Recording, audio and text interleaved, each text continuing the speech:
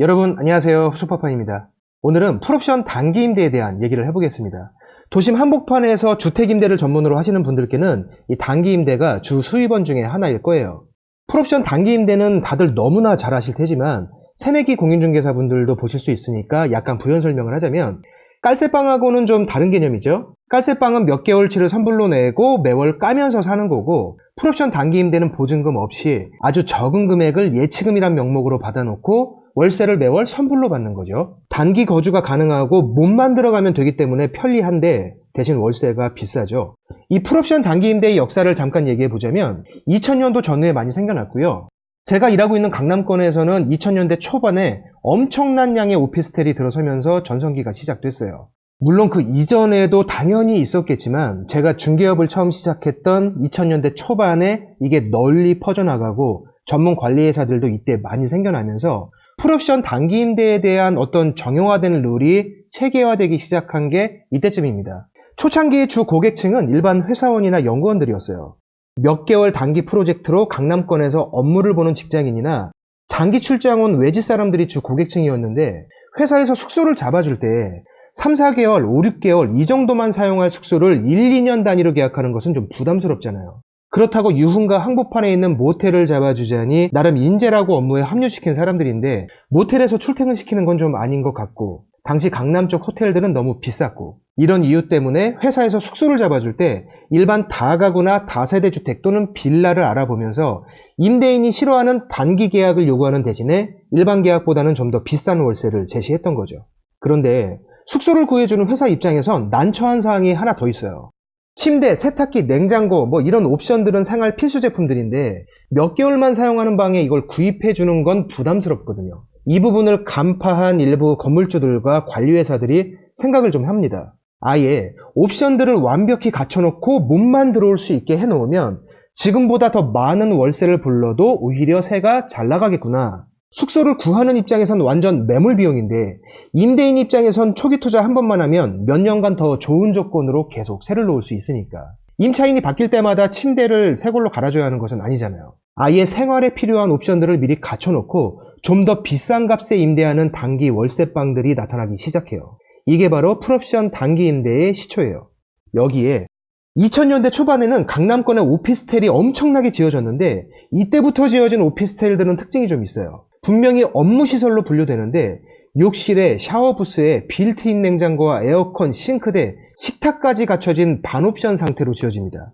여기에는 침대와 TV, 전기밥솥, 간단한 이불에 밥그릇만 들어놓으면 바로 풀옵션이 돼요. 그러면서 자연스럽게 풀옵션 단기 임대의 전성기가 시작됩니다. 그리고 이때쯤부터 고객층에 많은 변화가 있었어요. 강남에서 풀옵션 주택에 산다는 건 회사에서 인재로 인정받고 있거나 뭔가 능력의 상징이라는 이미지가 생겨나면서 너도 나도 풀옵션을 막 선호하는 분위기가 생겼어요. 성공하겠다는 목적 하나만 가지고 무작정 상경한 젊은이들이 나름 비싼 월세를 치르면서 풀옵션을 숙소로 많이 사용합니다.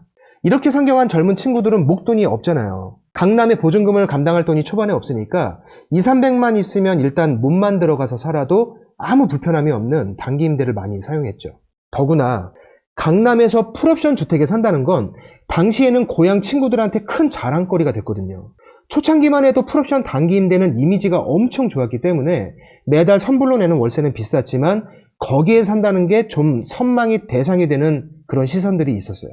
이때는 저희도 단기 임대 중개 계약을 엄청나게 많이 할 때고 실제로 운영도 여러 개 하고 있었기 때문에 정말 이 임차인들의 깊은 모습들을 속속들이 많이 봤죠.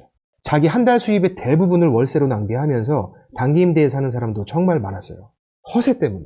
시간이 지나면서 목돈은 없고 수입이 일정하지 않은 사람들이 많이 유입되고 또 강남권에서 유흥업소에 종사하는 사람들이 많이 거주하게 되면서 단기 임대가 선망의 대상이 되는 그 시선이 차츰 사라졌죠. 그 허세는 몇 년 뒤에 특정한 수입차 브랜드로 옮겨갑니다. 다들 아실 거예요. 강남 소나타라고 불리던 차가 있었어요. 지금은 이미지가 많이 바뀌었죠. 세차장에 들어가면 불 나기 전에 불 끌어왔다는 그 차. 오너분들께는 죄송합니다. 지금은 아니지만 당시에는 사실이었으니까. 하여간 수요도 폭발적으로 증가하고 공급도 폭발적으로 증가했는데 이게 2010년도가 넘어가면서 좀 쇠퇴의 길을 걸어요. 일단 초창기에 있었던 선망의 시선이 많이 사라졌고 사실 유행이 지나가는 부분도 있었습니다. 이때는 풀옵션 단기 임대 사업을 50호실, 100호실씩 하는 대형 임대업자들도 여러 명 생겼을 때인데, 이때 시장에 처음 진입하신 분들은 정말 재미를 못 봤거나 오히려 운영을 잘못해서 큰 손해를 보신 분들도 많아요. 강남권에 있는 공동중개 커뮤니티에 풀옵션 집기 판다는 광고가 넘쳐나고, 리사이클 센터에서도 가전제품이 넘쳐나서 냉장고나 세탁기는 돈 주고 안 사가는, 무료로 수거만 해달라고 해도 와서 상태 보고 가져가는 그런 시절이 한번 왔습니다. 그런 과정을 거쳐서 지금은 수요와 공급이 어느 정도 다시 조정됐죠.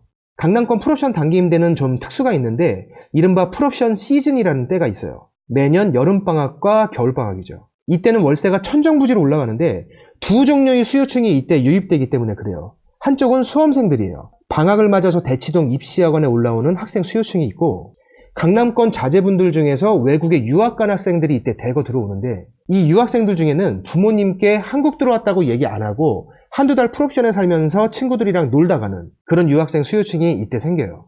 물론 지금은 예전보다 좀 덜해지긴 했지만 아직도 방학 때가 되면 수요가 늘어나면서 풀옵션 시즌이 시작되고, 이때 나오는 물건들은 월세가 올라갑니다. 이 풀옵션 단기 임대 시장에 새로 진입하려는 분들이 지금도 많이 계세요.